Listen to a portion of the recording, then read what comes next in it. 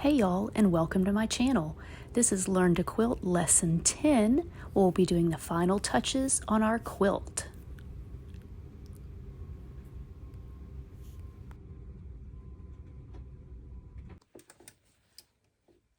All right, so I've got my binding pinned down, and I'm going to be doing a top stitch. Now, normally you would match your thread color to your binding to do your top stitch. I'm going to leave it in white just so it's easier for you to see. I have also set my stitch length to a 3. You could do a 3 or a 3.5, so it's a little bit bigger than the halfway point, okay? And you want to sew about 1/8 of an inch away from the edge or so.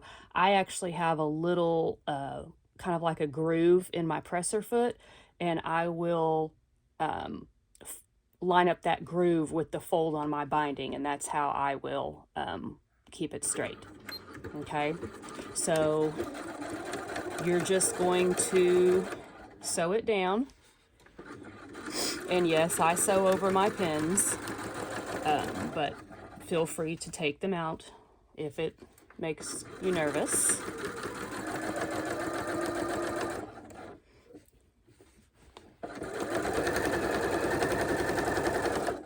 You'll see I'm just top stitching it down, okay? And you'll do that all the way around because your corners are nice at a diagonal. It's really easy once you get to the corner to stop and pivot and go down. And you're just going to go all the way around till you get to this side, clip your threads, and you're essentially done. We will have another lesson on just some little tidbits, finishing up and things like that.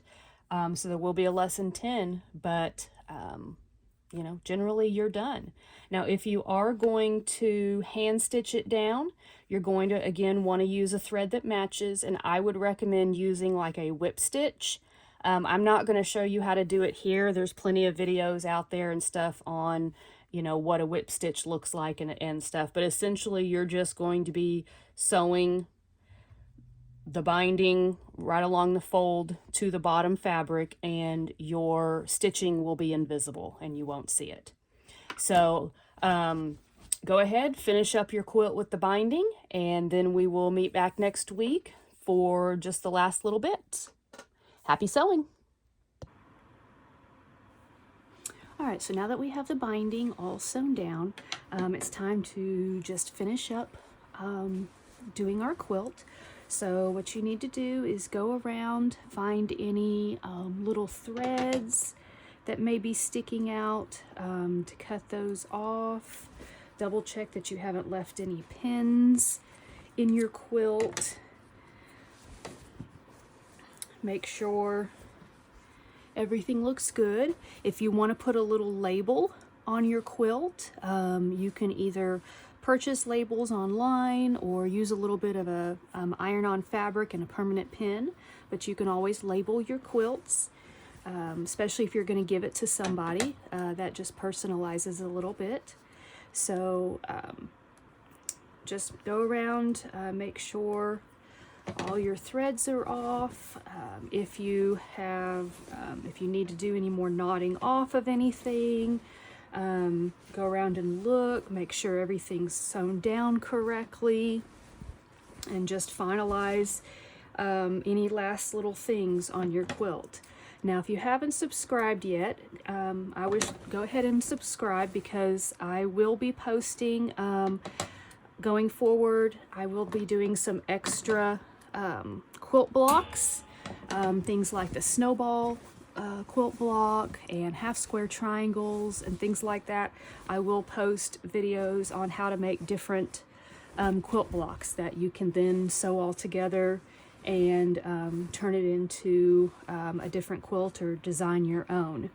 I'll also be doing some videos in the future on how to sew different things, like how to install a zipper, how to do buttonholes, things like that. So please subscribe and follow along with all of those.